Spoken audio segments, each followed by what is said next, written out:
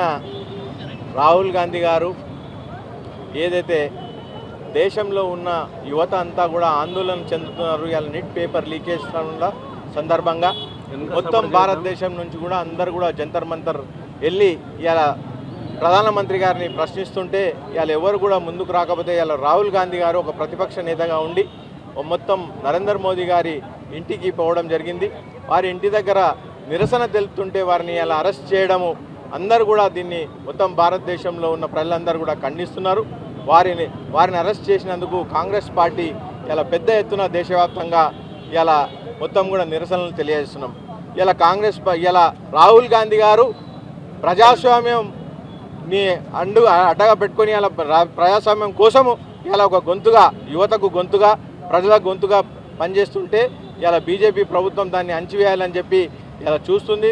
దీన్ని ప్రజాస్వామ్యం అన్నారు. ఇలా ప్రజాస్వామ్యాన్ని కూనీ చేసే విధంగా ఇలా బీజేపీ ప్రభుత్వం వ్యవహరిస్తుంది.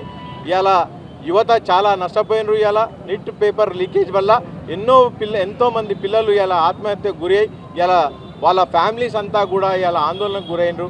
ఇలా దేశ వ్యవస్థ కూడా చాలా భిన్నంగా మొత్తం అంతా కూడా ఇలా ఎడ్యుకేషన్ సిస్టమ్ మీదనే మనకంతా కూడా ఎవరికి కూడా నమ్మకం లేకుండా పోయింది. కాబట్టి ఇలా రాహుల్ గాంధీ గారు వారి కోసం పోరాడుతున్నారు.